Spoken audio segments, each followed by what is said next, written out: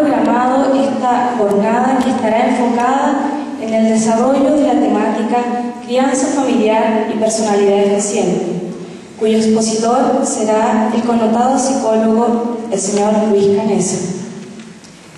Antes que todo, daremos inicio a este encuentro con una oración a cargo de la señorita María Teresa Valera, educadora diferencial del proyecto de integración de nuestro establecimiento.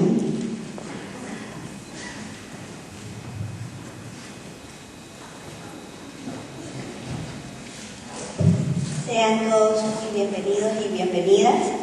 Nos vamos a poner en presencia del Señor, en nombre del Padre, del Hijo y del Espíritu Santo.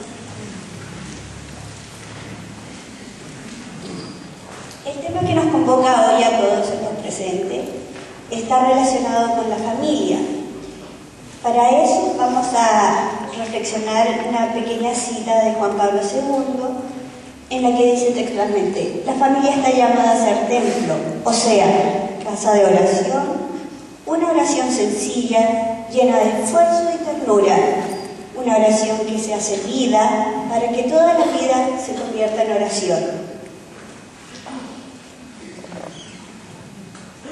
El tema que nos convoca esta noche con el señor Canessa está relacionado con la familia.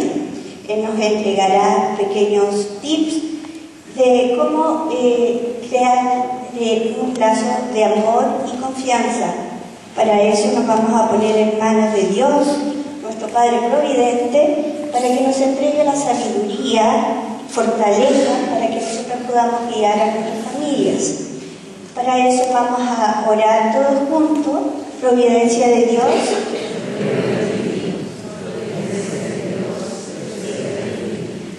Providencia de Dios, yo te amo con todo mi corazón. Providencia de Dios, yo te agradezco por todo lo que haces y velas por mí. Amén.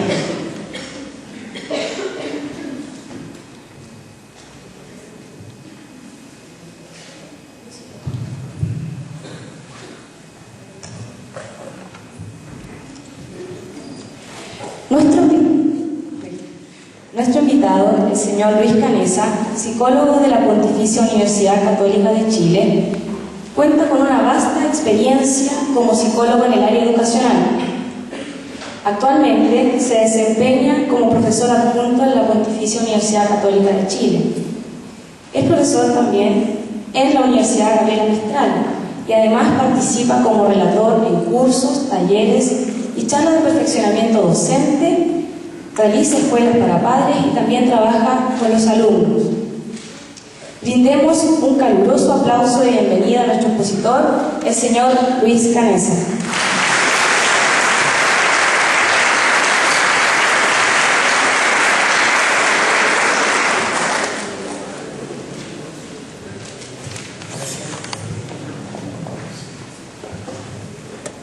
Sí, perfecto. Buenas noches.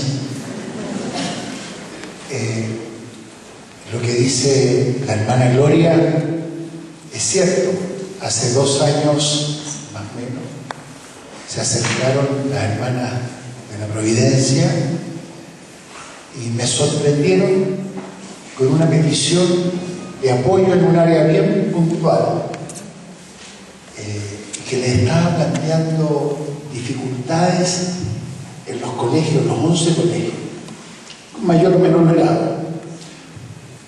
Yo siempre fui formado en colegios de curas, en los escolarios.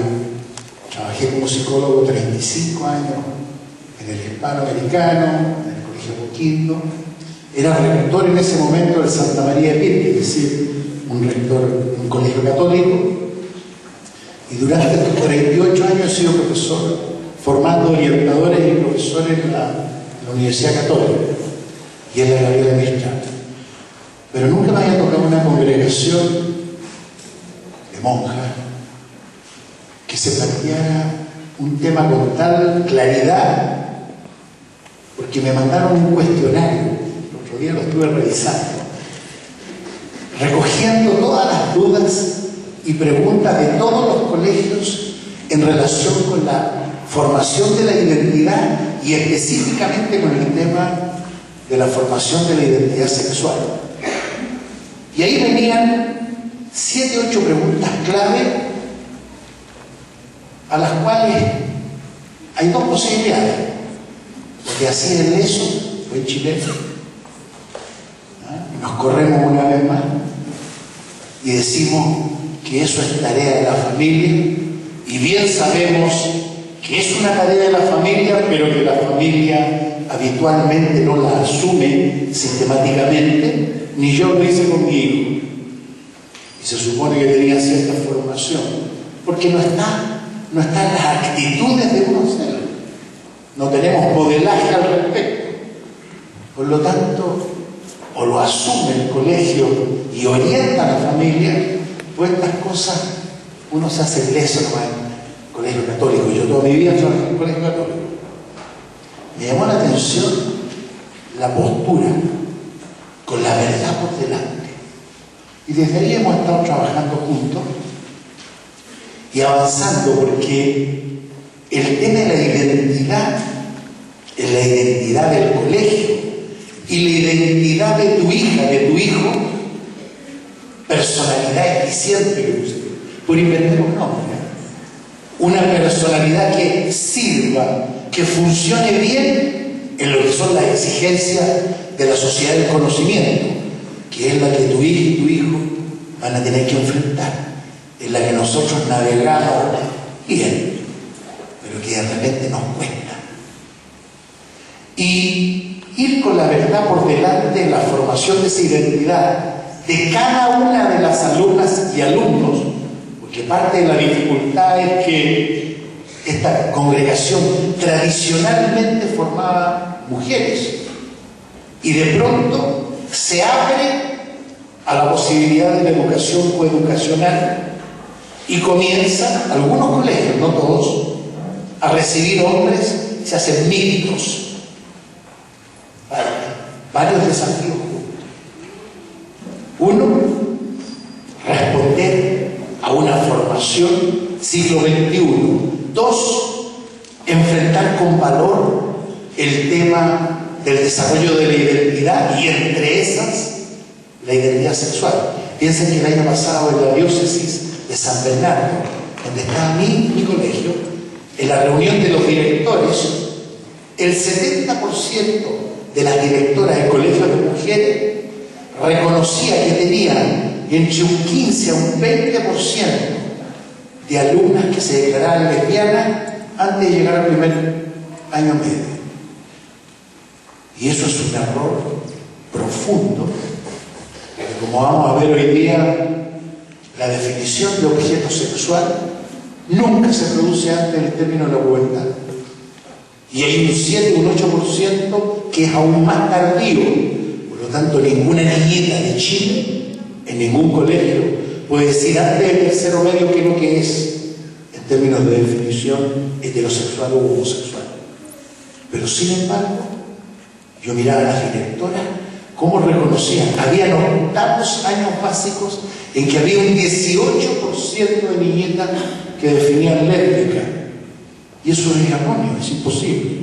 Además que no existe ningún colegio en el mundo que tenga siquiera acercarse a ese porcentaje. Entonces, ¿qué fenómeno estamos hablando? Bueno, hoy día un placer poder conversar con ustedes, plantearle algunas ideas, cantar alguna canción al respecto, porque a esta hora hay que hacer grato del aprendizaje, ¿no? Y sobre todo porque el pensamiento no es suficiente para garantizar un cambio de actitud. La pura disonancia cognitiva no garantiza que cambiemos nuestras actitudes. Y muchas veces, si la disonancia llega por el lado emocional, puede haber mayor probabilidad de cambio. Lo primero que les quiero decir es que vengo saliendo de una reunión de 2 horas con los profesores del colegio. A ver, ¿por qué lo planteo? Porque este cuento es de 2, es como el matrimonio. Y si uno le pone vino y el otro no le pone nada vino, no pasa nada. o al revés. Pasan cosas no buenas. ¿Sí o no? Es así. La coeducación no solo se refiere a trabajar con hombres y con mujeres, significa que participamos responsablemente en este proceso, la familia y el colegio. Y hoy día hemos estado 2 horas con los profes machacando las ideas fundamentales que implican este desafío. ¿Cómo vamos a formar a esa mujer y a ese hombre en un conjunto de competencias que hoy te exige, a cualquier profesional o técnico u obrero calificado, te exige el mercado? Estoy planteando lo primero en términos laborales, porque parto de un supuesto, a lo mejor me equivoco, que la mayoría de ustedes sueñan que su hija y su hijo, o sus hijos que están acá, se proyecten profesionalmente al siglo XXI. Tendrá que ver eso con la elección de un colegio, con las características de esa persona. Creo que debe ser uno de los motivos, aparte de los de formación personal. Por lo tanto, si mi supuesto es correcto y queremos formar esa persona con esas competencias, con esas características, pero además, como lo hablamos con los profes ahora, que esa integración de rasgos sea única y sea bien hecha, sea clara, sea coherente. No es solamente una cuestión de éxito, es una cuestión de felicidad. No es solo una cuestión de buen desempeño, es una cuestión de satisfacción, satisfacción con uno mismo, con una misma. Además del rol que uno desempeñe en el mundo ciudadano, en el mundo del trabajo, en el mundo del deporte, en fin, en todos los mundos que nos toca vivir. Por lo tanto, si compartimos ese anhelo, lo que ahora vamos a realizar va a ser, yo creo, algo que nos va a ayudar a reforzar desde el colegio, pero sobre todo desde la familia, nuestra intervención educadora. Y digo intervención porque es así.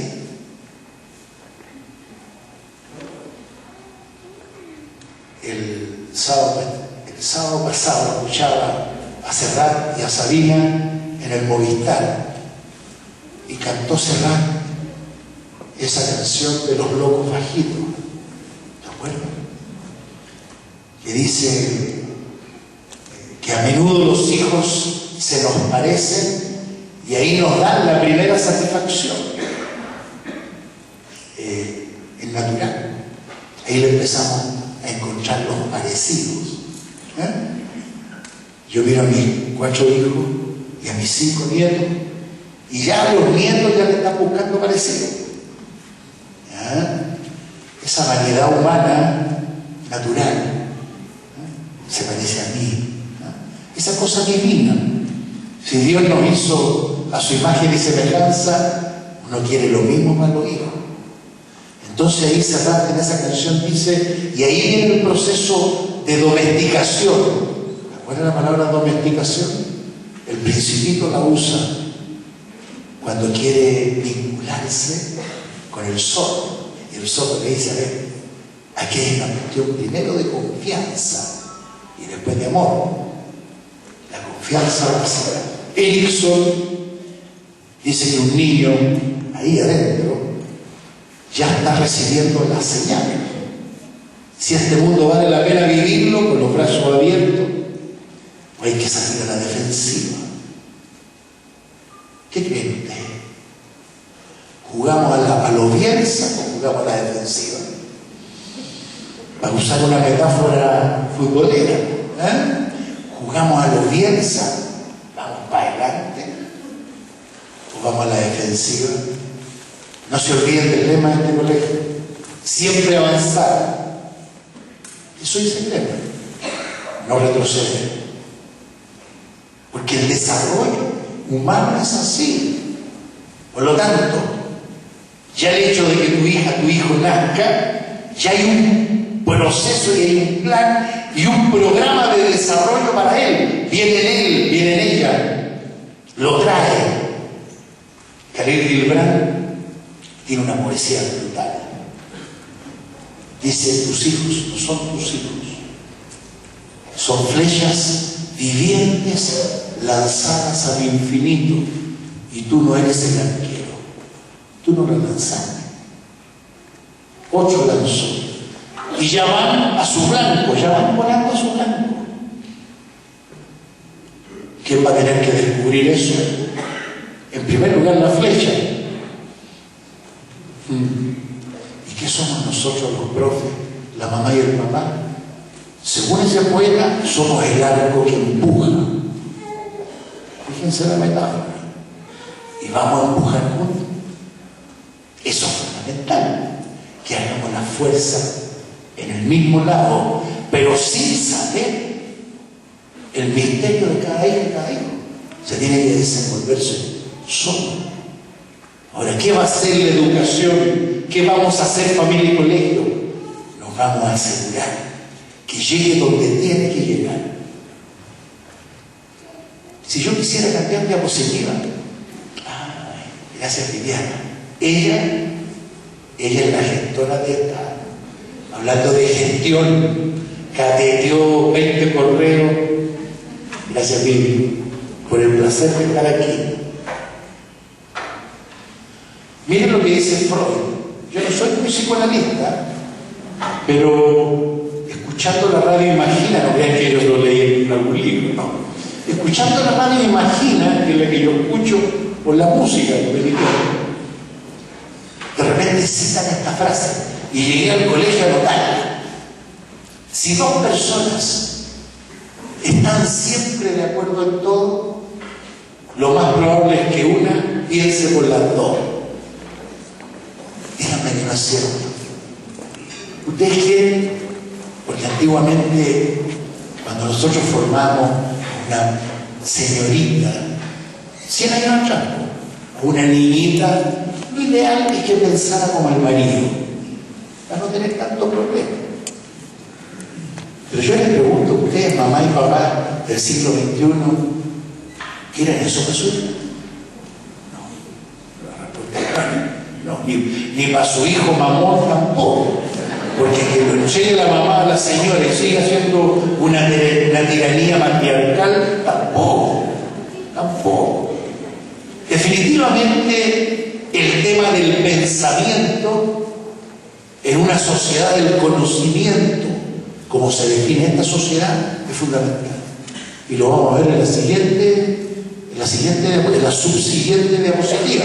Si no tiene tu hija y tu hijo capacidad de pensar por sí mismo, no solo no le va a ir bien en la relación de pareja, no va a defender su autoestima, su auténtico ser, sino que le va a ir mal también en la pega. Porque hoy día la capacidad de resolver problemas a partir del propio pensamiento es una competencia esencial para cualquier profesional en cualquier empresa de este mundo liberal global abierto. De tal manera que cuando estamos hablando de desarrollo de una persona y de configuración de una estructura de personalidad que le permita pensar y elegir por sí mismo, pasa a ser ese un objetivo importante.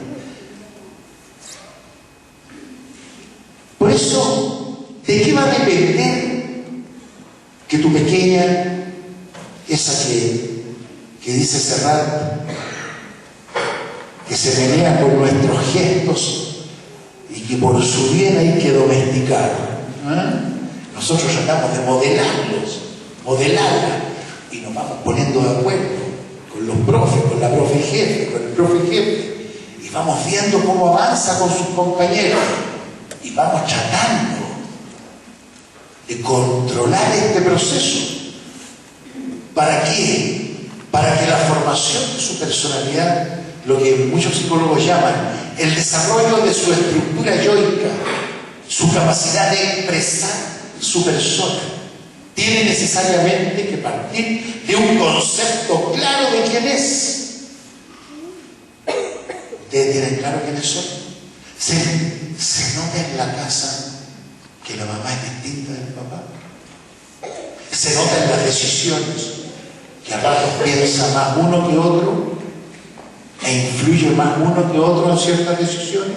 Se nota que hay dos personas, cuando las hay, porque a veces no las hay, pero cuando las hay un hombre y una mujer que piensan, que discuten, que toman postura, que finalmente deciden, que no es fácil, qué hacer, qué es lo mejor.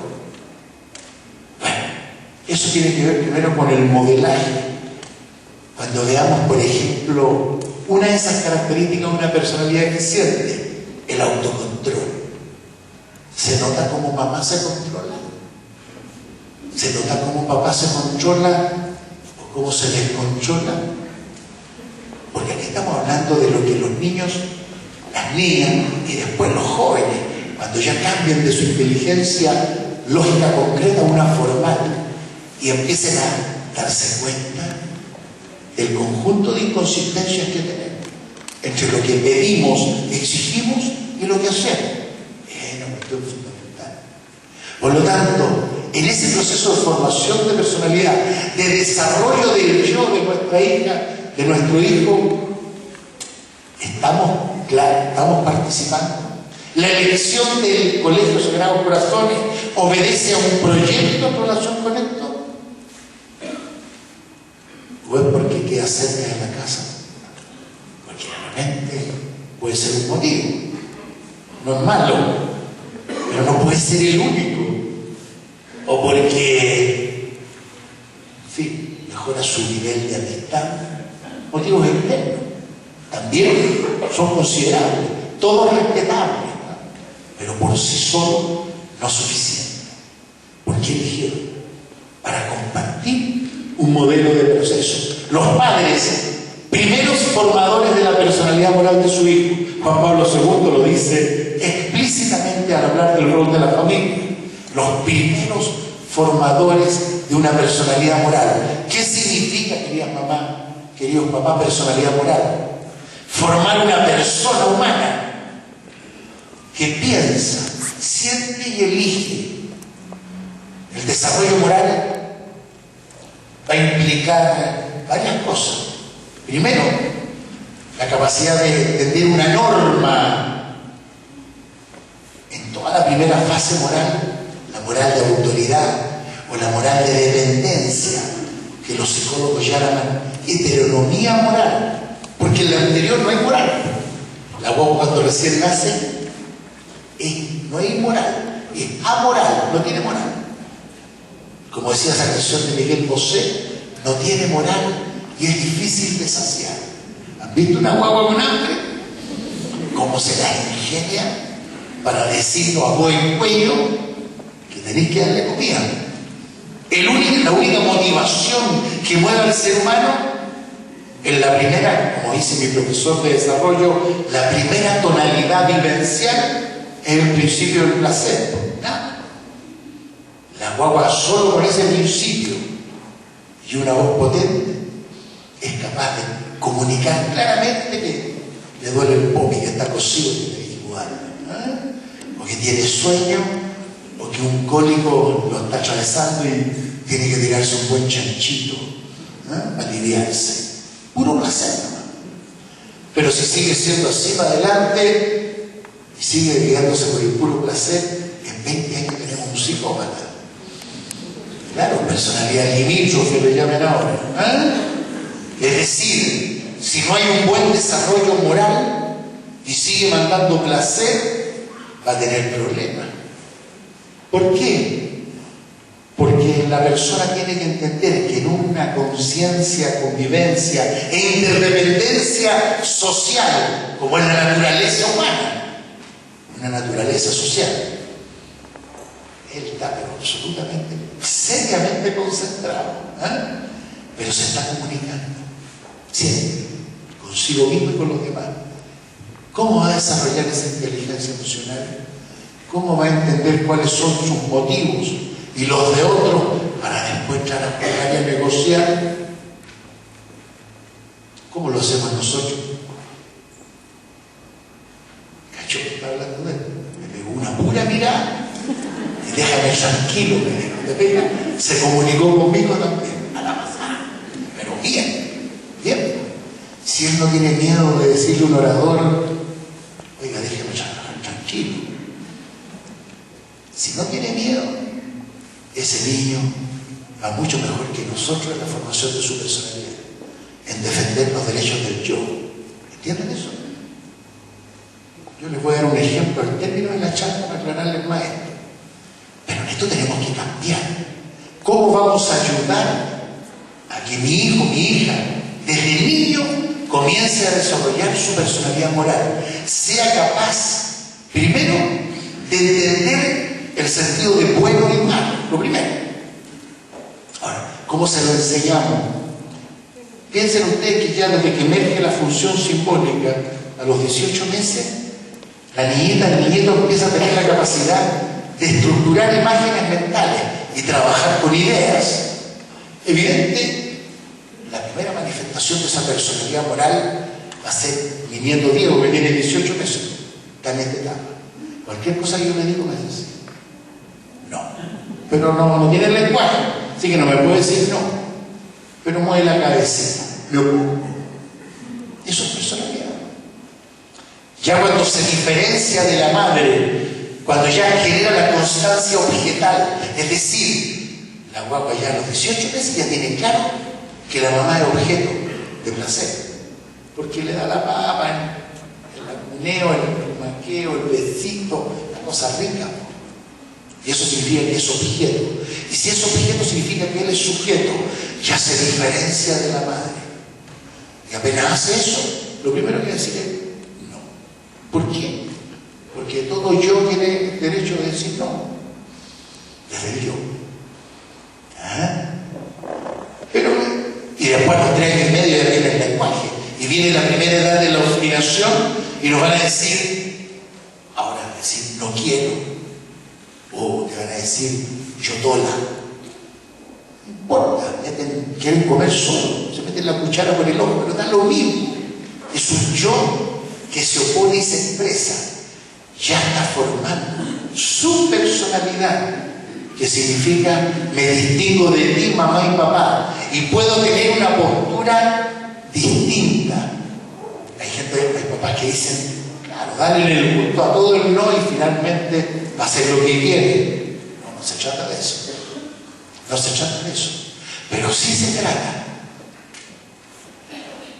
La base está ahí. Cuando a los 18 años salga del Sagrado Corazón y entra a cualquier universidad o instituto, el principal nivel de adicción a drogas duras se produce en el primer año de educación superior, nunca en el colegio. ¿Y saben por qué? Obvio. Yo que hago clases de la universidad me doy cuenta del cambio de sistema. ¿Tú crees que hay inspectores y profesor jefe? ¿Ustedes creen que hay reunión de apoderados? Claro que no. O ir a reclamar la nota. O él y ella lo hacen, está jodida. Está jodida.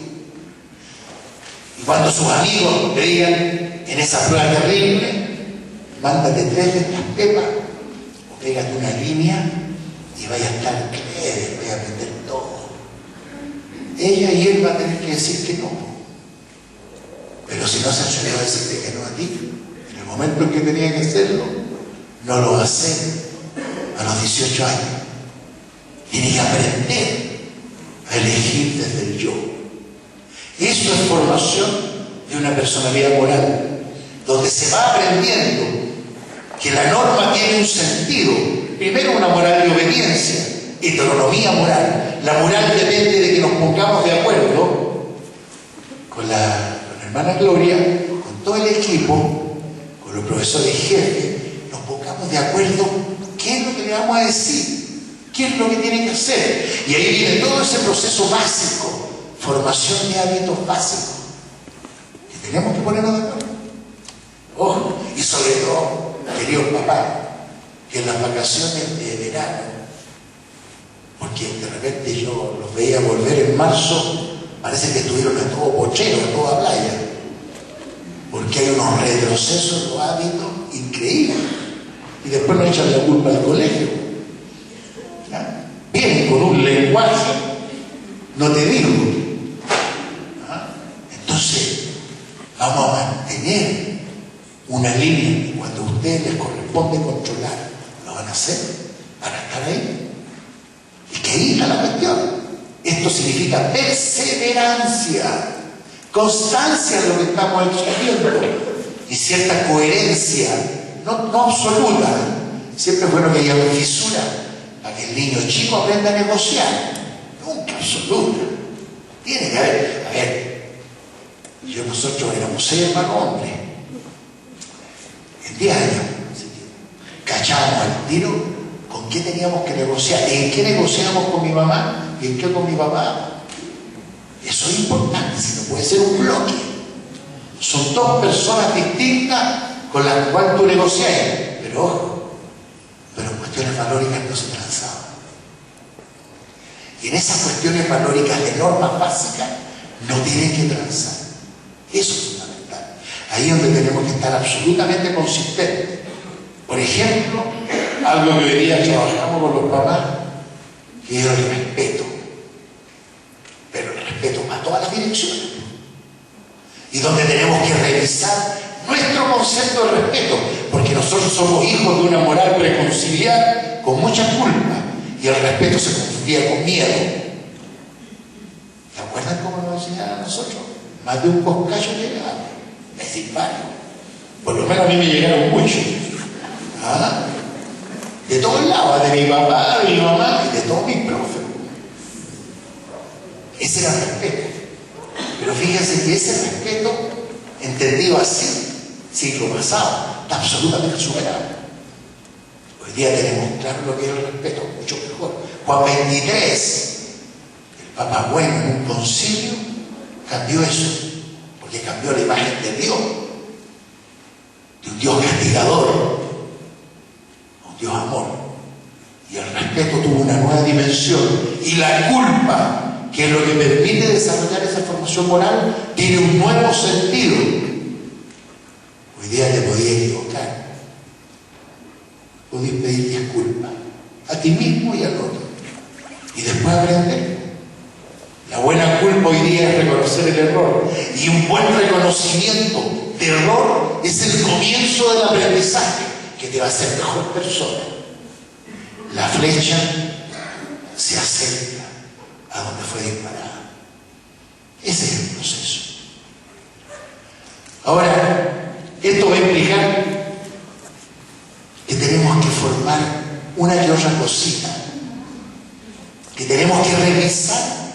Hoy día revisamos esta lista completa con el profe, hicimos toda la tarea, pero ahora tenemos que revisar lo que hacemos en la casa, porque los primeros formadores son ustedes. Yo soy medio mínimo, voy a ver si se ve de acá. Sí. De acá se ve. ¿Logran decodificar bien? Y bueno, fíjense que la primera, por algo está arriba, autoestima. Y al ladito, autoconcepto tan realista. La verdad que deben estar juntos, porque van juntos. Pero significa que mi hija, mi hijo, desde que nace, tiene un nombre distinto. Por algo le ponen un nombre distinto. Aunque hay familias que a las mujeres, a todas le pusieron María primero, y después le cambiaron el segundo. Y hay otros que diferencian más. No te digo nada cuando mi hija Yanina decidieron inventarle un nombre a mi nieto para que nadie tuviera un nombre como él. Ese es el otro extremo. Melián, que en idioma huilliche significa Meli, 4, Antu es sol. Mi nieto se llama 4 soles. No le digo nada cuando me dijo el nombre. Yo le dije, ¿estáis seguros que eso es nombre? Bueno, mi hijo Sebastián, que tenía en ese momento como 17 años, me dijo, mamá, me dijo, ese no es un nombre, elijámosle un nombre como con la Rusia. La Rusia fue la última perra que tuvimos. Entre todos votamos. Entonces mi hija Yanina le dijo a mi hijo Sebastián, no, pues Sebastián, este nombre lo elijo por el papá. Oye, el Sebastián se la fue a llorar, porque encontró que era horrible el nombre para el sobrino. Entonces la Yanina me dijo, papá, me dijo, dile, explícale a él. Y yo le dije, no, porque yo también tengo ganas de llorar con ese nombre. Realmente empatizaba conmigo, Sebastián. Yo sentía las mismas ganas. Y hoy día miro a Melián y el 4 soles, donde más ilumina, pero esplendorosamente, súper bien puesto el nombre. Y no es el único Melián, ya conocemos dos más. Esa vanidad humana, ¿no? Soberbia casi, es lo único, ¿no? El problema es que ahora mi hija está esperando el segundo, que nace en julio, y todavía no saben qué nombre ponerle, porque si le ponen un nombre común y corriente, traicionan la idea original. Tan re complicado. Bueno, pero ¿por qué cuento esto? ¿Tiene sentido diferenciar a tu hijo, a tu hija? Bueno, si tuvo sentido en el comienzo, que tenga más sentido después, lo hablaba con los profes. Educación es diferenciación. Cómo tu hija, tu hijo va a ir desarrollando un concepto de lo que es y como persona distinta a ti, distinta a sus compañeros, única. Chuta, este colegio en eso son afortunados, porque ha hecho opciones por eso. Yo he trabajado en 5 colegios. En el mío yo decía que tenía integración, mentira. ¿Cómo iba a hacer integración si no tenía equipo para hacer integración? Aquí hay equipo. Son afortunados. Ahora hay que conseguir que el equipo, cosa que no es fácil, entre un proceso de cambio en la concepción de lo que es una auténtica educación de integración, de diferenciación real y de apoyo a las diferencias que todos los niños y niñas tienen, no solo los que tienen necesidades educativas especiales, todos. Por eso hoy día se habla de inclusión ahora. Todos aprendiendo su ser distinta. ¿Entienden eso? Y en la familia lo hacen ustedes. ¿Las diferencias de su hermano? Bueno, es que yo voy a ir devolviendo las cosas porque hay que avanzar en paralelo. Hay que hacer ese esfuerzo. ¿En qué es distinta? ¿Se lo has dicho? Es que solo tiene 5 años, ¿cómo hablar estas cosas con ella? No hay que hablarla. A los 5 años hay que hacerla sentir distinta, porque está configurando un concepto de sí misma, y al mismo tiempo que va desarrollando ese concepto, de acuerdo a la experiencia, al éxito que tiene, al fracaso que enfrenta, lo va valorando, va construyendo la autoestima. La autoestima es un autoconcepto valorado. Soy bueno en esto, mamá. Soy el mejor en esto. Mañana cumplo 60 años y mi hija Yanina 30. Así que en la noche tenemos la fiesta de los 90. Sumamos, para ahorrar plata, hicimos una buena fiesta. Total, los parientes son los mismos. Después con los amigos cada uno hace algo más chico. Los 90. Entonces le digo, Yanina, diseñate una tarjetita. Porque la Yanina es artista, canta maravilloso, profesora de danza. Estudió danza en la universidad y estudió pedagogía en danza. La maravilla verla bailar. De chica fue así. Nunca me lo olvidaré cuando vio, ¿se acuerdan de la lambada? Ese baile pecaminoso. ¿Se acuerdan de la lambada? Yo cuando lo vi, traté de hacerlo, porque lo escuché espectacular, pero una escoba bailando lambada no funciona. Chuzo. La Yanina que tenía en ese tiempo, tenía unos 4 años, 25 años atrás, claro, 6 años tenía. Oye, le empezó a bailar exactamente igual al tiro.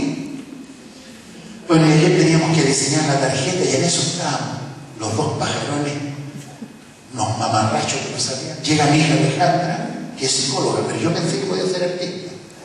Y la Yanina la ve y le dice, Alejandra, recuerda, tú siempre diseñaste las tarjetas, desde chica. Tú eres buena en esto. Oye, en 5 minutos hizo una tarjeta preciosa. Preciosa, en 5 minutos. Qué importante que tu hijo, su hermano, su hermana, sepa lo que ella es y lo que no es, y lo que su hermano y su hermana es, y se lo diga. Mamá, papá, cómo valoramos esa diversidad que está en nuestros hijos. Porque esa va a ser la base con la cual se van a identificar y van a valorar ese concepto de sí mismo y van a integrar en su personalidad esos rasgos, lo que son y lo que no son. Y ya vamos a ver que es importante saber lo que uno es y lo que uno no es. Es tan importante. Cuando yo hago selección de le ha tocado participar en algún proceso de selección de personal, como tratando de buscar pega.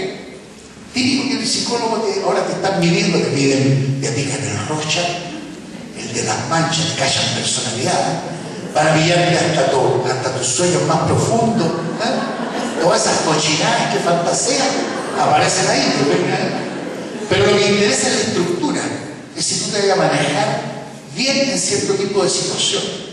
Por lo tanto, magnífico instrumento que realmente permite predecir. Pero además de hacer entrevistas, yo a veces he participado, yo no me muevo bien en lo clínico, soy psicólogo educacional, pero a veces me toca participar en las entrevistas, en algunas selecciones de cargo. Ahí lo más importante cuando tú le preguntas al postulante, oye, ¿y qué podía aportar aquí en la empresa? ¿Cachai esa pregunta? ¿Quién eres tú y qué podías? ¿Para qué servir? Y aquí específicamente, en esto que estáis postulando, ¿qué podía hacer si no tenéis claro eso? Te jodido. Si no sabéis quién eres. Pero además, ¿y en qué te diferencias? Porque después de decir, pero ¿y algo distinto? Y ahí viene la pregunta matadora. ¿Qué distinto por ti? Pero la mejor pregunta la hago yo después. Cuando el tipo ya sintió que respondió algo coherente, consistente, y así. Vengo y le digo, y cuéntame, y para hacer tu aporte, ¿a quién vaya a necesitar y en qué vaya a necesitar que te apoye? Eso sí es terrible. Que cuando tú tenés que reconocer lo que no eres y que necesitáis a otro que haga otra cosa, que es interdependiente con lo tuyo para lograr el objetivo que se está planteando. Trabajo en equipo, está de moda. Si el día te piden eso, y si no demostráis que eres capaz de trabajar en equipo, ahí no me llegaste. Podéis ser estupendo, pero si tus carencias no las tenías asumidas y no sabéis pedir ayuda para lo que no eres y lo que tienes que ejecutar, eso no, hay mala evaluado. Sabina nos dice, y yo insisto mucho en los colegios, que hay que enseñar esa palabra. A nosotros nos cuesta decirla. En una canción, Joaquín Sabina dice, y esa raya de amor sin apetito, y luego agrega, los besos que perdí por no saber decir, te necesito. ¿Te han pensado todos los besos que se han perdido? Por no haber cachado a tiempo que necesitaban algo primero, y segundo, que te lo podía dar esa mujer o ese hombre. Pero son las dos cosas. Sabéis reconocer tus necesidades de derecho. Sabéis diferenciar lo que es importante para ti y lo que no es importante. Le estoy hablando ahora a ustedes. No piensen en su hijo, piensen en usted ahora. Y sabéis decirlo, cachalí. Cachalí, eres pidigüeño. Cuando uno pedía cosas. Pero para ser pidigüeño hay que saber que quiere uno primero y después atreverse a pedirlo. ¿Cuántos besos se ha perdido uno, Dios santo, por no haber tenido el valor de reconocerse y después de comunicarse y de reconocerse que te necesitan algo? Esa interdependencia que es, y yo cuando hablo de moral adulta, porque hay psicólogos que dicen la moral adulta es conciencia moral autónoma, yo digo no, se equivoca Colbert. No, es una propuesta. Yo digo, es conciencia moral interdependiente, no es autónoma. La autónoma es típico de la pubertad, donde tú crees que el yo es libre. El yo es libre, pero en relación contigo, con otro, porque somos seres sociales. Y él es libre de hacer lo que quiera aquí, pero frente a una interpelación responde, sabe manejarse en lo del yo y en lo del tú. Vayan mirando. Significa que entonces tengo que ser capaz de ponerme en el lugar tuyo. Y aquí viene un indicador de desarrollo moral superior, que es cuando el niño egocéntrico sale de sí mismo y se pone en la necesidad del otro. Esto es fundamental. Según los psicólogos del desarrollo moral, cuando uno ya desarrolla la capacidad empática, supera el egocentrismo, es capaz de ponerse en el lugar de otro. Oye, en el 70% de los fracasos matrimoniales se identifican dos tipos de personalidades: un hombre o una mujer, más hombre que mujer, narcisista, egocéntrica. Es decir, el joven o el hombre cree todavía que el mundo gira alrededor de él. Eso es típico de los niños y de los púberes, porque en la pubertad se produce la introversión activa del yo y el narcisismo extremo, pero se supone que en los 15 para adelante vamos superando. Salimos de nosotros mismos, se supone, para vincularnos con un tú, con un otro y formar un nosotros, tú y yo. Pero parece que nos quedamos medio pegados. O a veces las mamás nos regalonearon más de la cuenta y sentimos que somos un principito, hijo de mamá. Y después buscamos una mujer parecida a mamá, que nos siga tratando como un rey. No funciona la cosa, no sé por qué. De repente no funciona. Y por el otro lado, tenía un montón de mujeres, sobre todo las de mi edad, las que están en torno a los 60, que fueron criadas por papás a los cuales tenían idealizadas y nunca se atrevieron a decirle a su papá unas cuantas verdades. Y adivinen con quién la hablaba. Por el pobre marido. Y nosotros sufrimos que nos cobran boletas a casa. Miren los procesos que hoy día implican nuestra dificultad de ser pareja, como se entiende en el siglo XXI. Que tu hija y tu hijo no tengan eso. Que aprenda a comunicarse con el otro, desde el yo con el otro. Esa interdependencia va a ser básica para cualquier cargo que desempeñe en esta sociedad de conocimiento. Y ahí viene una cuestión que ya lo hablaba, tolerancia al error y la frustración. Hoy día lo hablábamos con los profes. Qué importante saber que somos humanos, que nos vamos a equivocar. ¿Saben lo que pasó? Como en el siglo pasado, 1950 hasta el 2000, la segunda mitad del siglo pasado, el paradigma que reinaba en la educación y en el mundo era el paradigma conductista, basado en los estudios de estos psicólogos. El aprendizaje funcionaba con tres tipos de mecanismos: operante, clásico y observacional. Es decir, la idea era una: que se equivoque lo menos posible, que aprenda lo más rápido posible con la menor cantidad de errores posible. La religión también castigaba el error. Por lo tanto, todo el sistema estaba ahí. Y te equivocáis y te caían las penas del infierno. Hoy día, en un paradigma constructivista, más humanista, pero que es cognitivo, te dice: el mecanismo más simple de aprendizaje y eterno es el ensayo de error. Atrévete a aprender. Porque a nosotros, que somos hijos del 8 paradigma, nos da susto correr el riesgo. Porque nos llegaron los callos y nos equivocamos. Fuimos condicionados severamente a evitar el error por miedo al castigo. Hoy día, ¿cuál es la nueva idea? Atrévete, ensaya, equivócate. Si lo que estás buscando es bueno, estás buscando una respuesta. El ensayo error está detrás de la conducta creativa. Tiene que ver con lo que es el cambio, la innovación. Y hoy día, el siglo XXI, con la sociedad del conocimiento, busca personas que se atrevan a aprender. Bueno, vienen los últimos tres. Cuando dice sin planeamiento.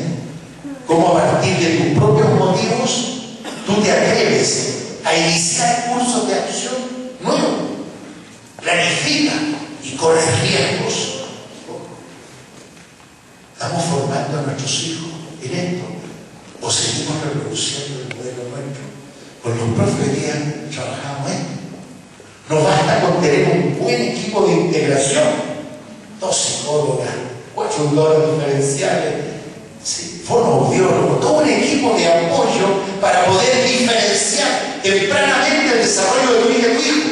Hay que integrar la integración con la familia. Hay que integrar la integración con todos los profes.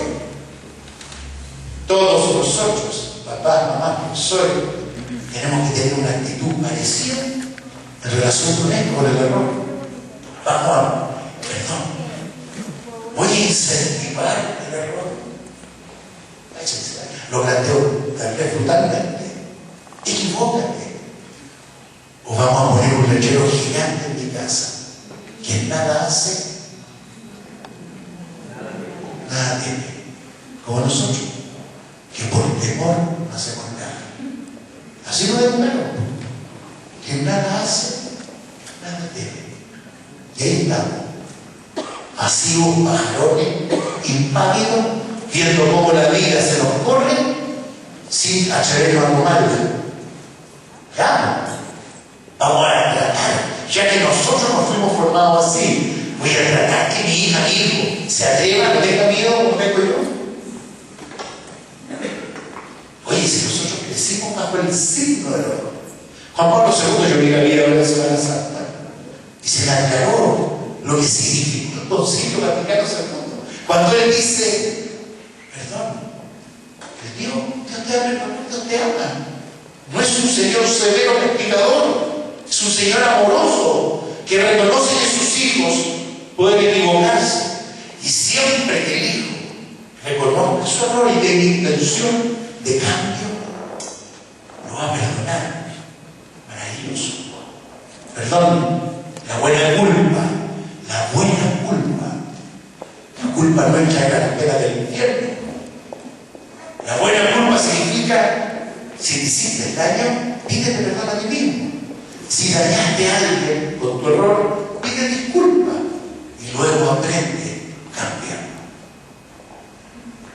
Pero eso costó mucho. Perdón, a nosotros nos cuesta mucho. El porcentaje, la prevalencia en Chile de personalidades dependientes neuróticas con mal manejo de la ansiedad es la mejor demostración de esto. 1 de cada 3 chilenos tiene un nivel clínico de neurosis. Les nombro algunas manifestaciones: angustia, estrés, crisis de pánico, depresión. Estoy hablando de lo que es bulimia, anorexia, todo tipo de negaciones del yo. Perdón, de mala expresión emocional. Fíjense abajo, autocontrol y expresión emocional. Mal control emocional de tu rabia. No sabéis cómo manejarla ni a quién tirársela. Porque a nosotros, si expresamos la rabia, nos castigamos.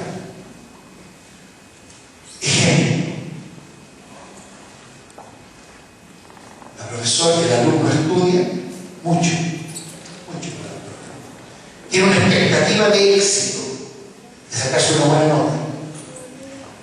Cuando la profesora, pensemos en un tercero medio, la profesora le llega la prueba de física y él esperaba, o ella esperaba sobre un 5, una buena magnífica, pero aquí estudió, se preparó y recibe el 2,3. Se produce un fenómeno que se llama frustración. Claro, ahí dice tolerancia al error y la frustración, pero ahí no hay ninguna tolerancia, son el golpe del zapatazo. El zapatazo inicial es brutal, de rojo. Respuesta de la alumna: arruga, prueba de la basura y se va a sentar. Respuesta del profesor: lo manda a inspectoría por falta de respeto. Análisis del consejo profesor: fue falta de respeto. Y aquí vienen los paradigmas que nosotros tenemos, cómo tenemos que plantearnos evolucionar en él. Fíjense, frustración y la agresión no es algo que maneje la alumna, es un mecanismo de respuesta emocional de todos los seres humanos. Está probado. Hipótesis, frustración y agresión. Tú te frustras, te da rabia. Rabia que puede ser expresada hacia afuera o hacia adentro. ¿Qué hace la alumna al arrojar la prueba? Saca la rabia hacia afuera. Segundo, cuando yo la sorprendo, porque esto es real, pasó el año pasado en mi colegio, cuando yo la sorprendo al aula inspectoría le pregunto, ¿qué haces acá? Me dice, mister, me echó la profesora de biología por faltar el respeto. ¿Qué hiciste? Y me cuenta él. Entonces yo le digo, perdón, ¿le dijiste algo además a la profesora? Yo me imaginé, algún gesto, alguna pachotada, ¿no? No, me dijo, pero a ver, piensa bien, ¿no le dijiste nada? No, porque la prueba, porque no tenía, en ese momento no podía pensar, quedé muda, se me venía la sangre de la cabeza, porque la prueba la tiré, y cuando me iba a sentar me mandaba. Y ni un gesto, no le dijiste, te metieron a la barra. Entonces le dije, ándate a clase, y le hablaste con el inspector, hablaste con el director, el inspector no estaba, y que yo voy a conversar con ella, hermano. Entonces después yo hablar con la colega, estábamos tomando un café, conversando. Decía que efectivamente no te dijo nada, no me dijo, la prueba, oye, la hizo así, entonces yo le digo, ¿tú consideras eso una falta de respeto? Sí. ¿Por qué? Y ahí empieza la discusión entre educadores, entre papá y mamá. ¿Cuántas veces? Nos ponemos de acuerdo si es falta de respeto. Estamos dispuestos, inclusive, estamos dispuestos si un hermano te dice, pero mamá tiene razón, mi hermana. Estamos dispuestos a pensar si tiene razón el hermano que está por estar en la pubertad que nos lleva a la concha. Pero estamos dispuestos a darle una oportunidad y someter nuestro aprendizaje de estos conceptos. Entonces yo le decía, profesor, si tú lo piensas bien, desplazó su rabia hacia el objeto de rabia, que es la prueba, que ni siquiera es una persona, un objeto material, que es de ella, y decidió a esa basura tirarla al basurero. Ni siquiera te lo tiró a la cara. Eso habría sido falta de respeto. O si lo tiró al suelo, una falta de respeto a la ecología. Fue neurótica la respuesta, la tiró al basurero. Cállense que adecuada. En medio de la rabia, logró el control suficiente para tirarla donde se tira la basura. ¿Se dan cuenta del ejemplo? Pero nosotros no tenemos este modelaje con papá. Yo le decía eso a mi mamá y el chachazo. Me levantaba un puro guarimazo o el correazo. Mi mamá me regala la cabeza por principio educador. Pero la correa chicotea firme. Ahora yo reconozco que en el 98% de los casos fueron todos merecidos, de todas maneras. Alguna embarrada que hemos hecho. Pero en el nuevo paradigma se entiende, esto se maneja, esto es muy distinto. Y no es pérdida de autoridad, que hoy día lo hablamos con los profesores. La auténtica autoridad reside, querido papá, mamá, en la consistencia en lo que le estamos planteando con lo que nosotros mostramos como modelo de su autoridad. Lo otro es puro poder. Y con los profesores hoy día analizamos esa diferencia. Pero en la familia también hay que plantearse cómo le vamos a mostrar la flexibilidad y la adaptación, cómo vamos a educar en la alegría y en el sentido del humor. Si, como dice mi querida amiga la Pilar Sordo, vivimos con cara de culo. Porque ella tiene nombre así, le pone nombre fuerte, pero el nombre, la metáfora es súper buena. Y ella dice que en la calle vais caminando, mientras más cara de culo tiene la persona, más importante debe ser. Por algo anda con esa cara de amargado, debe tener que tomar muchas decisiones. Por eso anda siempre serio, con el ceño fruncido, como si estuviera resolviendo el mundo, debe. Cara de culo. Bueno, revísensela. Échenle una mirada. Por ejemplo, en la entrega de nota. Cuando lleguen las entregas de nota, vean con qué cara llegan a su casa. ¿Ok? Porque, a ver, aquí no estamos teorizando. Estoy dándole un esquema, pero para hablar de cosas bien concretas.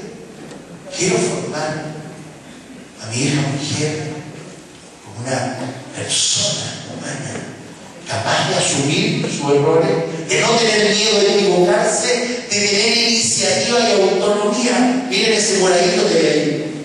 Pero si, ¿cómo va a tener iniciativa y autonomía si cuando la ha tenido ha sido castigada porque se ha equivocado? Los gringos, porque ustedes creen que los gringos no han inventado ninguna ley contra el trabajo infantil.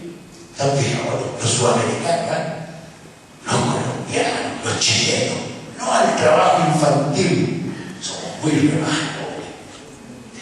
Pero si el niño a los 8 años tiene una tendencia natural, por algo Erickson habla de la etapa de la industria, quiere hacer cosas, quiere probarse. Si ese es el momento, déjenlo, déjenla. No al trabajo. Perdón, hagamos una ley contra los explotadores del trabajo infantil. Eso es bueno. Pero hagamos una ley que sí puede hacer cosas en el colegio, en la casa. Que sí canalice su industria. Mira, todos los especialistas estarán de acuerdo conmigo que hoy día todos soñamos con tener hijas e hijos emprendedores. Es como ojalá que salga el cabro emprendedor. Una niñita emprendedora maravillosa. Pero ¿saben? Los gringos estudian todo. Atkinson, McLaren, todos los que han estudiado cómo se desarrolla la llamada motivación al logro, al aprendizaje.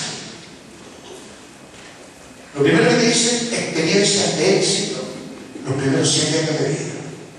Miren, primero, experiencias de éxito, los primeros 7 años de vida. Incentivo al desarrollo de iniciativa, los primeros 12 años de vida. Son los 2 primeros factores asociados al desarrollo temprano de la motivación del hombre. ¿Estamos estimulando la iniciativa? Yo no quiero teorizar mucho, quiero ser más concreto. A ver si este fin de semana, cuando el de 5 años y nos tiene medio mareado, nos diga, oh, bueno, mamá, podríamos. A ver si le ponía oreja primero. Porque a veces antes que hable, estamos haciendo otras cosas. Ya. Después, estoy cansado. Como dice Levita, no basta. Con eso no basta, porque, claro, estás cansado, ¿se entiende? Lo único que querías es conectarte, poner la chile, que te va a ganar, si te logra ganar o no, hacer los 5 goles. Vivimos en función de esos pequeños placeres, de esos pequeños escapes maravillosos que tienen todo un sentido. Pero se nos da la vida entre uno de esos y otro. Y esto, acciones concretas, requiere acciones concretas en el colegio y en la casa. Ese sentido del humor, ojo, el año pasado estaba en Concepción, en un seminario a todos los orientadores de Concepción, de la 3 Bello, y llega el típico periodista, que le hace una entrevista, un diario local, la radio. Bueno, ¿y cuál es la receta mágica para que no haya bullying en el colegio? Bullying. No hay bullying. Buen trato. ¿Cómo creamos buen trato en la familia? ¿Cómo le propósito del respeto y autoestima? ¿Cómo garantizamos el respeto a cada uno de mis hijos y de mis hijas? En su ser diferente. ¿Cómo le expreso? ¿Cómo le permito expresar sus emociones primarias y les enseño a hacerlo bien? Pero sin coartarlo. Pero ya me di cuenta que el periodista no quería eso. Quería la respuesta mágica, no un análisis completo de todo esto. Todo lo que hicimos hoy día con los profes aquí, punto a punto, y viendo cómo. No, él quería una respuesta rápida. Ya quería apagarme la lavadora. Entonces le dije, no, mira, una sola cosa. En 40 años como psicólogo escolar, nunca he visto una víctima o un victimario de bullying, un agresor o una víctima pasiva activa que tuviera buen sentido del humor. Te lo digo así nomás. Si tienes buen sentido del humor en su estructura de personalidad, sabe cómo agredir y sabe cómo defenderse. Y ojo, sabe agredir, porque todos los seres humanos somos agresivos, y sabe defenderse. ¿Se fijan? Entonces, va a ser importante dentro del autocontrol y la expresión emocional, la educación del humor, En la Scuola Italiana en Valparaíso el año pasado, la psicóloga me dijo, hagamos una charla exclusiva sobre educación del humor y la alegría de la familia. Tuvimos 2 horas pensando cómo hacer educación del humor en la alegría de la familia. Ella hizo una revisadita, ¿cuántas risas por segundo se están produciendo en los almuerzos de las comidas familiares? Ella la mira ahí. Esto tiene que ver con la cara de culo también. El contrapunto. Le dije, ella es una evaluada, porque yo te digo, si yo me evalúo, de repente salgo a aumentar. Y de hecho, cada vez que digo esto, los siguientes 2 o 3 días ando un poquito más sonriente. Lo cual significa que estas son tomadas de conciencia que no se pierdan mucho, porque la rutina al final no es buena. Pero a ver, si estamos buscando responder a esto, qué importante, habilidades de pensamiento para resolución del problema. Colvin de ahí dice que el desarrollo moral está vinculado con el desarrollo cognitivo, claro, obvio. En la medida que tu hijo llega a los 9 años, y vamos a pasar esto a la siguiente diapositiva. Perdona, esto es imposible que lo entiendan, porque esto es lo que yo le enseño a los profesores todo un semestre, lo metí en una diapositiva. Pero es para ver el proceso, cómo se va dando por etapas. Pero si ustedes piensan, en la niñez, estamos hablando, bueno, la infancia es desde el nacimiento hasta más o menos los 4 años, 5 años, lo que es el kinder. Después viene la niñez, que es como la edad escolar, desde los 6 años hasta los 9 años, 4º básico, 5º básico, dependiendo del niño o la niña. Después viene la prepubertad, la pubertad y la adolescencia. La prepubertad, 6º, 7º, por ahí. Pubertad, 8º, primero medio, 2º medio, y adolescencia, la mitad de 2º medio, 3º y 4º medio. Son 4 o 5 etapas absolutamente distintas. Y hoy día con los profes veíamos que el manejo de un prepúber no tiene nada que ver con un adolescente. Entrar a hacer clases en un 7º, como estructura de grupo, no tiene nada que ver con uno de 3º o 4º medio. Y ahora, si yo he hecho una lectura rápida, pensando dónde van a estar los énfasis que vamos a ir dando según la edad de mi hijo a mi hijo, claro, yo digo en la infancia hasta los 4 años, lo que yo decía, primero confianza. Esto que yo decía, desde el estómago, el mundo tiene que ser hermoso, vale la pena donde llegó.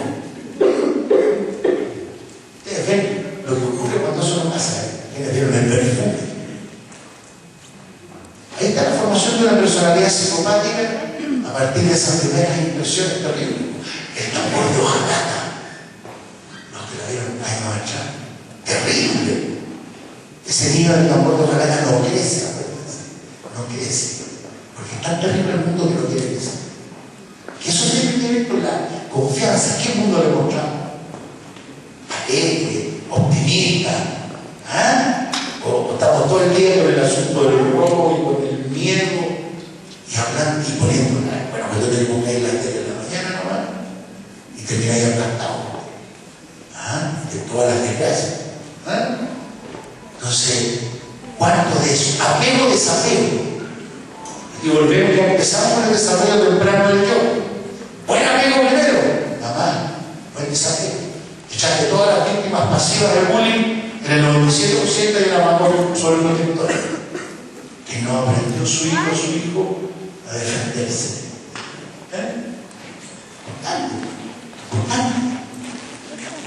Y luego viene todos los juegos de identificación y tipificación. Acá está la tipificación sexual. A los 6 años, según los especialistas, tu hija ya sabe que es hombre, que tiene comportamiento de hombre, y tu hija sabe que es mujer, tiene comportamiento de mujer. Y los que tienen problemas de transexualidad ya lo saben. No es más del 1%, pero hay. Y los que tienen de tipificación errónea ya se empiezan a dar cuenta porque los compañeros empiezan a molestar. Son hijitos hombres, pero se comportan como mujeres. Ojo, eso se tiene que ver antes que lo hacen. Yo en el colegio poquito, el primero, comenzamos con los papás a trabajar, a aumentar, reforzar, en este caso el colegio de puro hombre, la identidad masculina. Ahora, después de 12 años, Algunos de esos fueron heterosexuales y otros fueron homosexuales, lo cual demuestra que la tipificación sexual no tiene que ver con la identificación sexual, con la identidad de género, perdón, la identidad de objeto sexual, la definición de objeto sexual o la definición de orientación sexual que se da al final de la pubertad. Ojo, pero son procesos que son independientes, pero que tenemos que estar ahí. Vamos ayudándole a aclarar el concepto de sí mismo. ¿Sabes por qué? Ayer, la semana pasada en Ovalle, las niñitas del segundo medio, cuando hablamos de esto, me decían, bueno, y usted nos habló de la bisexualidad. Me la tiraron así, ¡pum! Yo le digo que no creo en la bisexualidad. Y dice, no, dice que sí, yo no creo. Ya, mira, no. La bisexualidad es una indefinición más de una mujer y un hombre que no se atrevieron a asumir lo que era normalmente homosexual.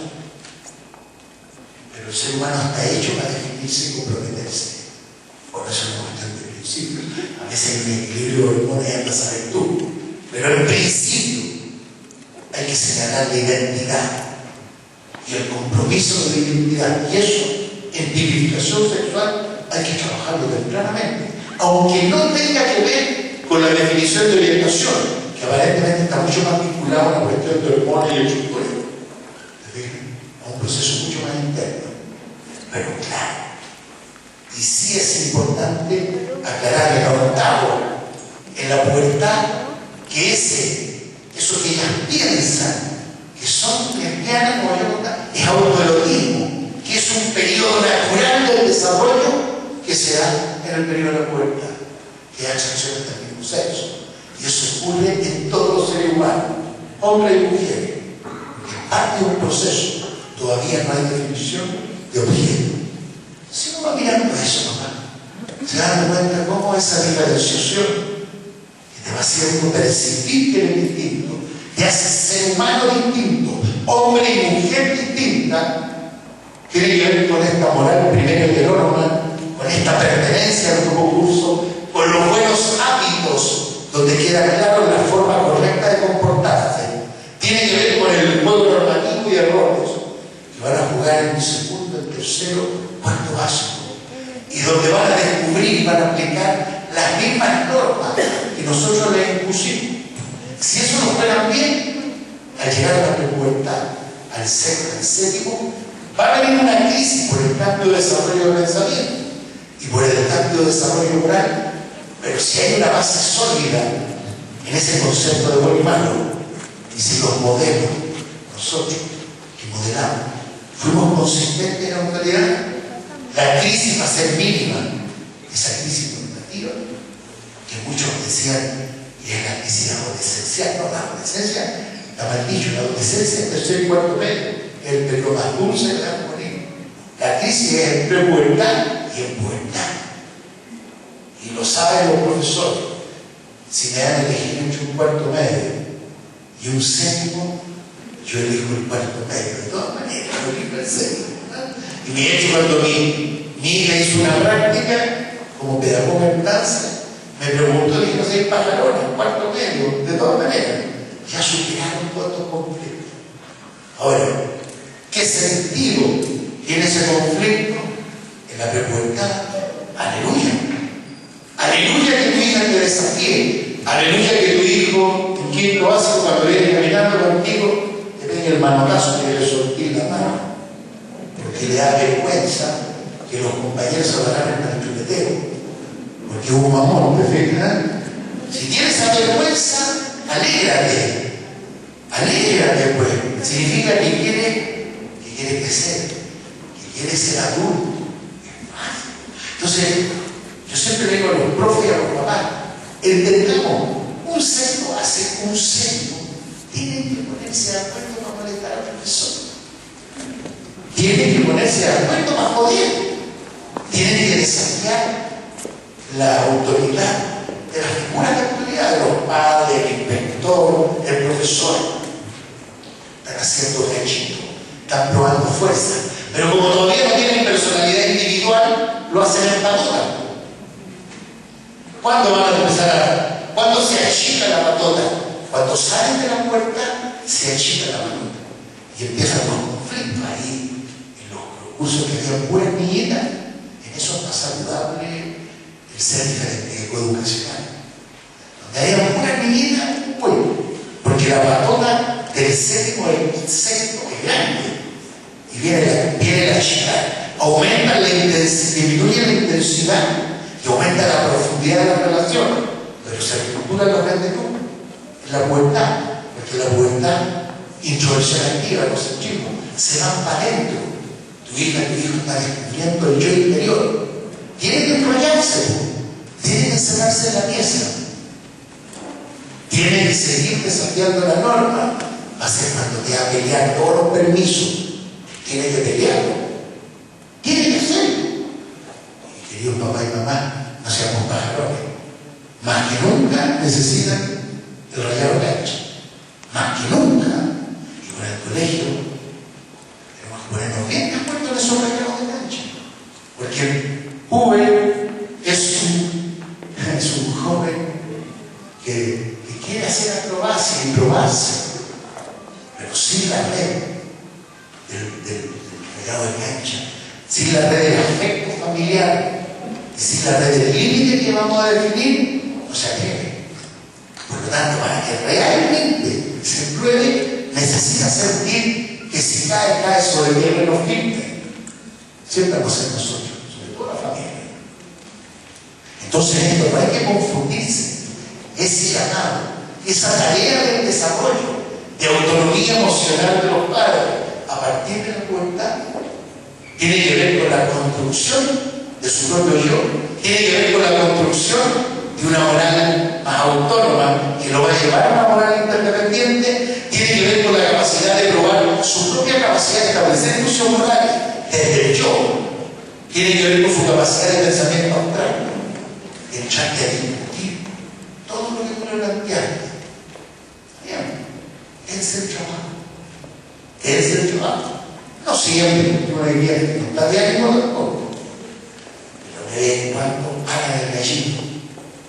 Entren en el mundo de la racionalidad con el hijo, para poner a prueba ese pensamiento, para que entrene su pensamiento lógico, porque eso va a ser lo que después le va a dar esa fortaleza en la diapositiva anterior cuando hablábamos de una habilidad de pensamiento.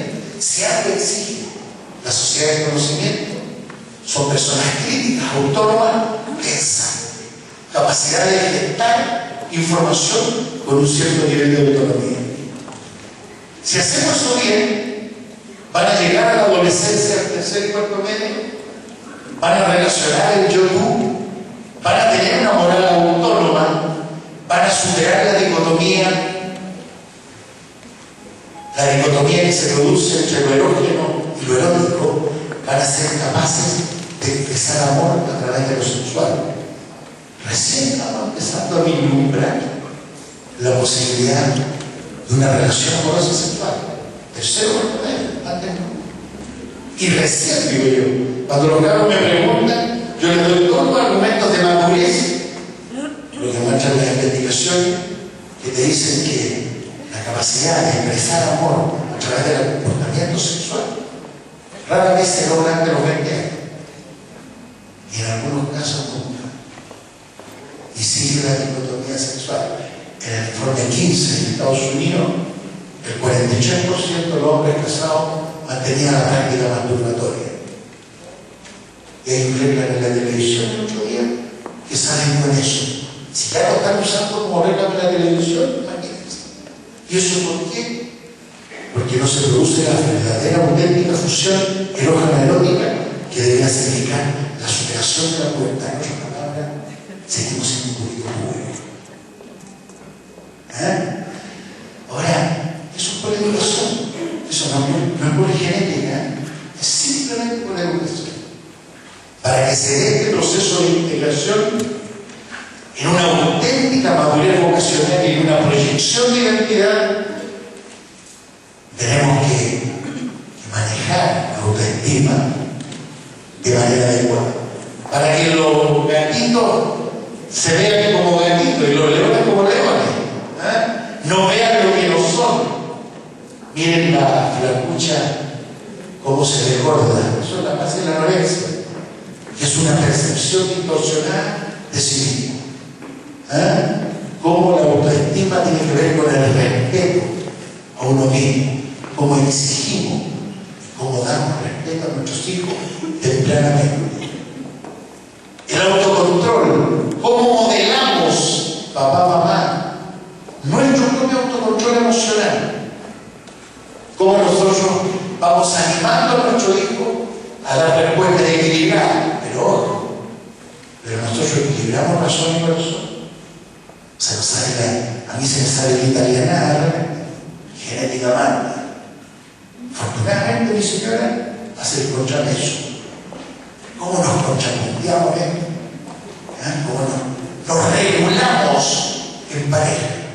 Muy importante. Y finalmente, ¿cómo le vamos enseñando a desarrollar esa capacidad de ponerse en el lugar del otro? Que va a ser definitivamente la herramienta para poder entender que el mundo, como dice Gabriel Castillo, la vocación humana es la expresión de tu propia voz interior, el llamado a ser tú mismo, pero Gabriel dice en relación con otro y para otro. Fíjense bien, y en eso tenemos los católicos. Estamos llamados a construir juntos una civilización del amor. Por eso, qué importante es, queridos papás, que en este proceso ambicioso, complejo, y que el colegio se ha propuesto metas altísimas, la Providencia está enfrentando y de frente, valga la redundancia, todo el tema de definición de la educación sexual. Es una congregación que se lo ha planteado. Todos los colegios que yo he ido se lo han planteado de frente, sin temor. ¿Cómo vamos a participar? Pero no sacamos nada si la familia no está en eso. Este colegio ha tomado todo el tema de integración y tiene un equipo espectacular. Pero si no integramos a la familia, si no respetamos, yo hablo con conocimiento de causa. Mi hijo menor no tiene células de memoria, tuvo 2 meningitis, y ha sido un desafío lograr su desarrollo personal en colegio. Muchas veces me decían que era de integración, pero al final no había nadie que integrara. No había equipo psicotécnico especializado para poder hacerlo. Yo mismo en mi colegio, como era poco alumno, dije, este va a ser mi integración. 3 años después tuve que pedir disculpas públicas. No éramos CAPI, porque no teníamos educadoras diferenciales, ni psicopedagogas, ni fonoaudiólogos, lo que requiere una auténtica integración. Pero esto, más allá de lo que el colegio ponga, es si nosotros vamos a estar dispuestos a diferenciar a nuestra hija y a nuestro hijo, a cada una, a cada uno. Por eso yo termino planteándole lo que yo creo que es fundamental como educador. Esto se lo terminé planteando a los profes. Y si ustedes lo miran, es muy simple. No hay receta, no hay magia. La presencia, un vínculo, zorro, como el del zorro del principito. Esa domesticación es mutua, es para ver lado. El domesticador es domesticado en el momento en que lo hace. Uno se da cuenta. Fíjense que Skinner, que era el padre del conductismo, le estaba diciendo a su colega, a esa rata blanca que está ahí, la tengo condicionada. La condicioné. Cada vez que tiene hambre, sabe que tiene que tocar con la nariz ese botón y le cae la comida. Ya aprendió. La adiestré. La educación y el adiestramiento, claro que sí, muy bien. ¿Y sabe lo que le está diciendo la rata? A la rata que está al lado, le está diciendo que ahí ese viejo pelado allá, que se llama Skinner, lo tengo condicionado. Cada vez que tengo hambre, con mi nariz toco aquí y él me tira comida. Yo lo tengo condicionado a él. Dios mamá, crió papá. Esto es. Educar es domesticarnos mutuamente, explicar esto. Y eso es maravilloso cuando se da ese vínculo, pero es un vínculo que se da con autoridad. No somos iguales. No es papá amigo ni mamá amiga. Entiéndanlo. Somos mamá. Ser mamá y papá es mucho más que ser amigo. Primero, tiene un sentido distinto. Hay una responsabilidad por la hora.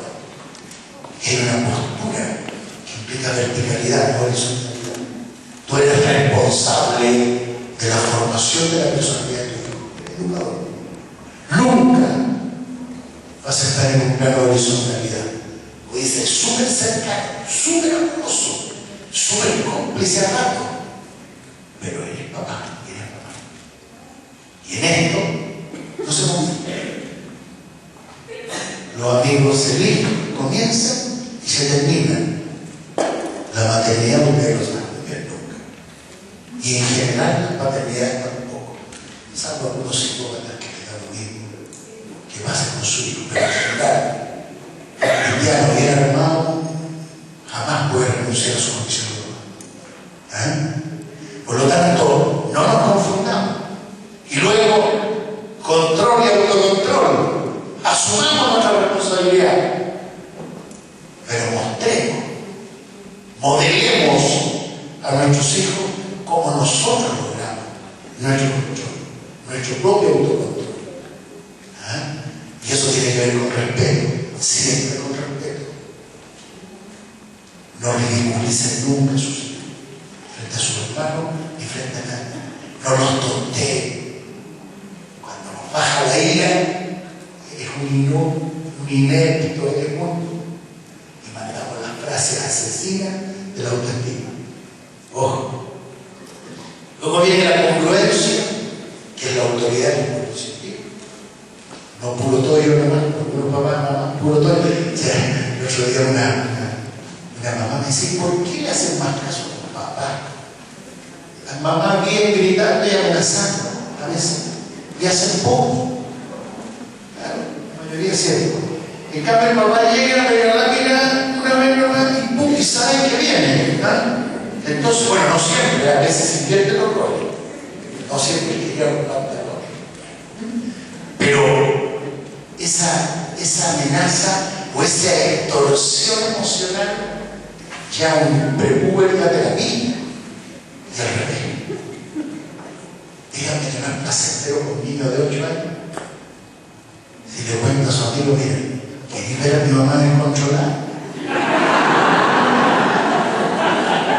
Cállate. Esa sensación de que hay un poco de poder en esto también. ¿Quién se da? ¿Quién la ve? Pero ¿quién controla a quién? ¿Quién disciplina a quién? Disciplinar con amor, afecto, humor y alegría, creatividad, interdependencia. Yo decía que en la familia cada una se siente, cada uno de tu hijo, tú, todos nosotros, sintamos que somos importantes. Esa es una foto hermosa, una foto hermosa. Si no podíamos que dejar, estarnos juntos compartiendo este momento. Eso es familia. Y las últimas dos ya las hemos hablado bastante. Confianza y mucho amor. Porque para mí, cuando hablamos de respeto, hablamos de amor. Es muy difícil no amar a quien uno conoce. Y cuando uno conoce es porque respeta ese ser en lo que es profundamente. Muy difícil no quiere. Y al revés, a alguien que uno ama solo quiere la felicidad a él. Entendamos que esa felicidad no se entrega desde fuera, se ayuda a generar también. Somos el arco que empuja la flecha que tiene que llegar a su lado. Khalil Gibran termina diciendo en la poesía: no te desanimes, Dios ama a la flecha y al arco que no viaja. ¿Ok? Gracias. Gracias.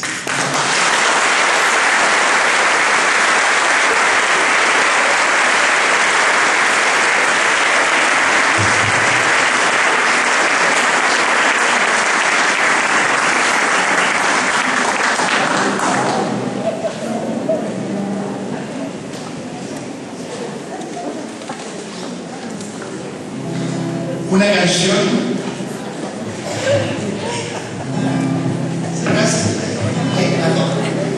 Muy bien. Una canción siempre le ando más de una pregunta. ¿Sabes lo que pasó? Había demasiada materia. Hermano, hay demasiada materia. Hay que chapotear menos y estudiar más. Pero ¿cómo no irnos con esta canción? Que de repente la tocan por allá. Escuchen bien. Porque la verdad, hay 6 o 7 frases clave. Una que tiene que ver con el tiempo que dedicamos. Otra que tiene que ver con el responder cuando nos preguntan. Otra que tiene que ver con la actitud, con no ponerse colgado cuando nos hagan una pregunta más compleja. Que tiene que ver con no comprarle llenarlo de cosas, porque lo más importante no está en lo material, sino en esa capacidad que vamos a entregar de valorar el mundo y de asumir un compromiso en el mundo.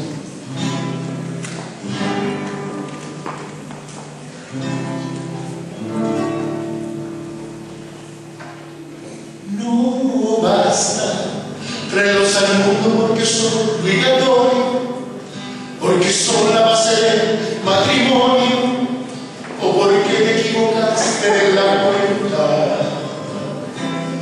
No basta con llevarlos a la escuela que aprendan, porque la vida cada vez es más dura.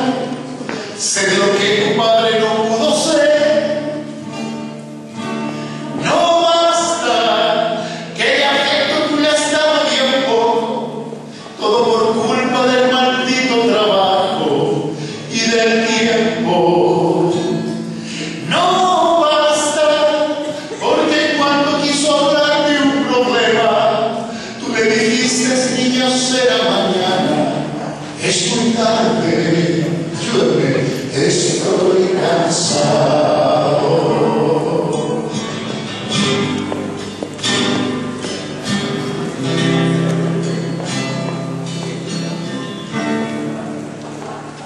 No basta comprarle todo lo que quiso comprarse, el auto nuevo antes de graduarse, que viviera lo que tú no has vivido.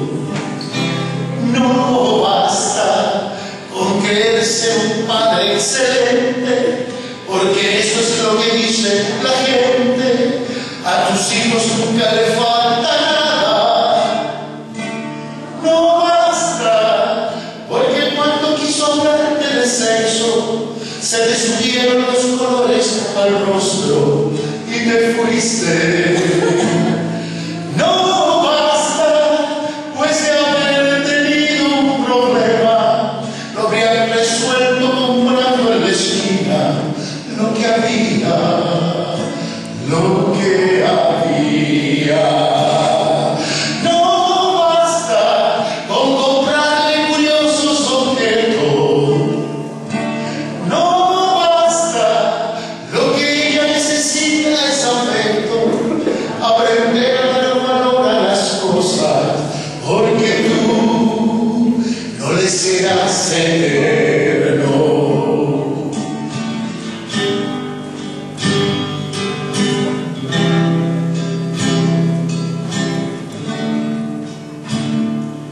No basta castigarla por haber llegado tarde, si no has caído tu hija, tu hijo ahora es más grande y más fuerte que tú, que tú, que tú.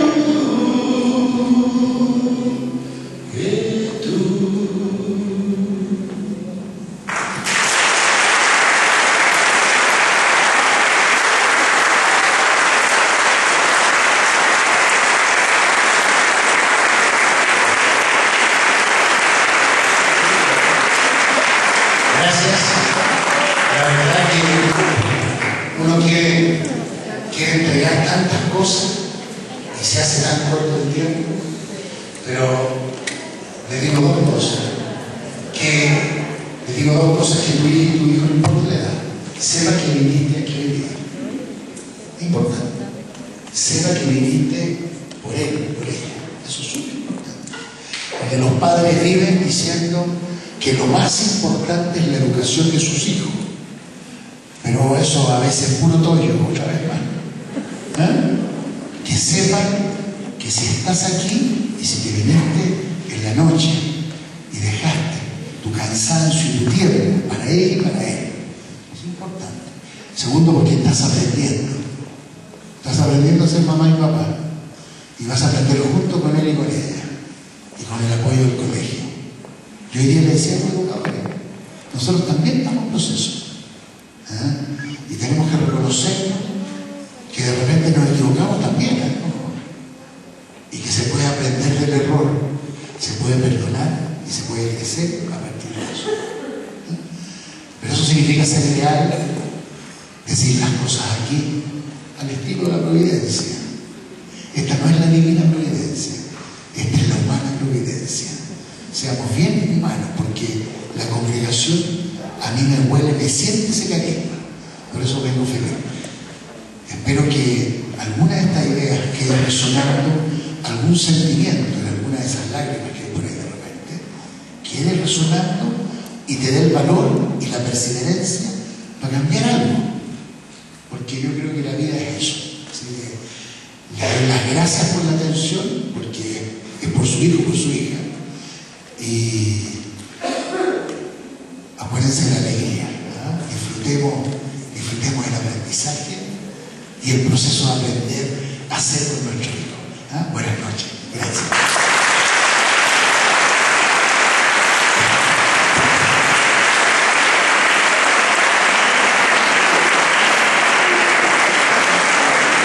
Como proyecto de integración escolar del Colegio Sagrados Corazones, agradecemos la valiosa presencia del señor Luis Canesa y la participación de cada uno de ustedes, padres y apoderados de nuestra comunidad educativa. Esperamos que esta instancia haya sido un aporte enriquecedor a la labor diaria que ustedes realizan como padres.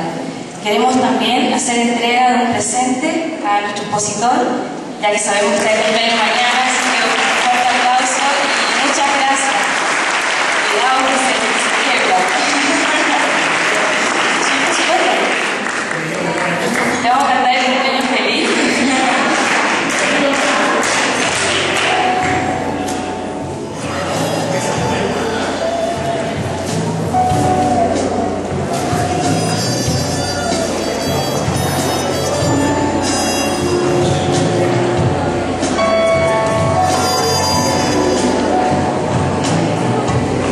Son de la zona, no se acaso.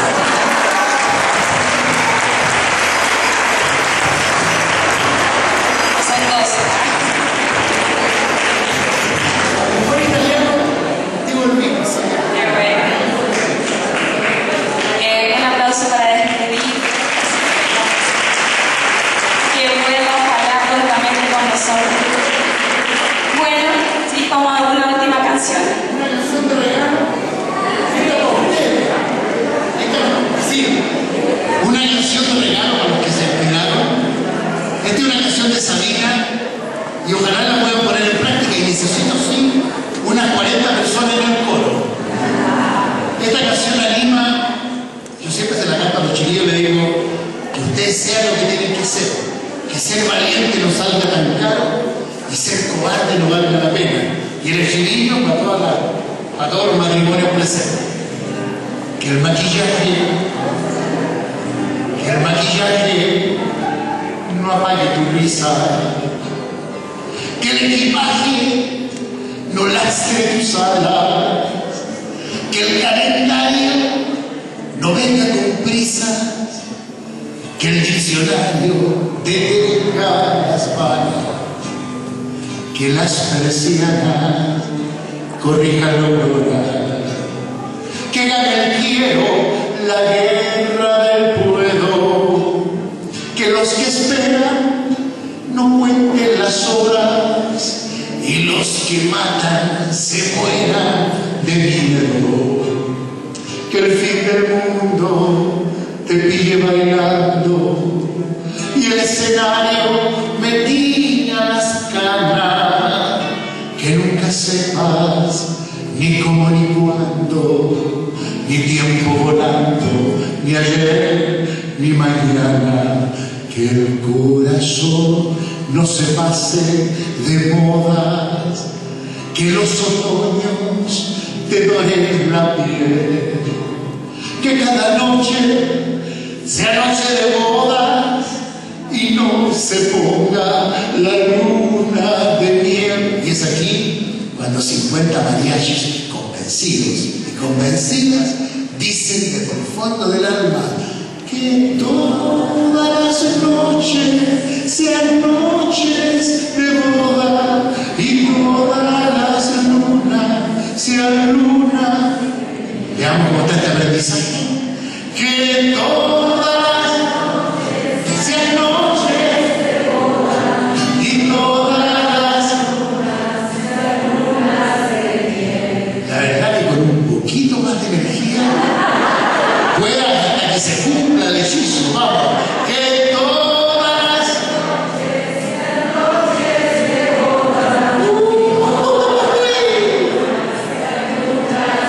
Bien, cuates. Que las verdades no tengan complejos, que las mentiras parezcan mentiras, que no tienen la razón los espejos, que te aproveche mirar lo que miras, que no se ocupe de ti la depresión y el desamparo, que cada cena sea tu última cena, que ser valiente no salga tan caro, que ser cobarde no valga la pena, que no te compre por menos de nada, que no te vendan amor sin espina, que no te duerman con cuentos de hadas, que no te cierren el bar de la esquina, que el corazón no se pase de modas, que los otoños te doren la piel, que cada noche sea noche de boda, que no se ponga la luna. Vamos, que todas las noches sean noches y todas una más para que resulte, que todas las noches sean noches de boda y todas las lunas sean lunas. Y como lo dice la providencia, que aquí sea.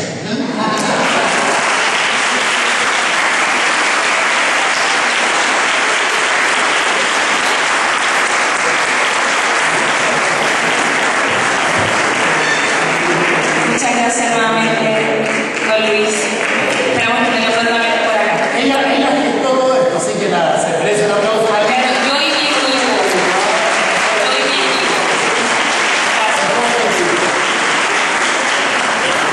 Muy buenas noches, queridos padres y apoderas. Pueden ir a descansar en paz a su casa.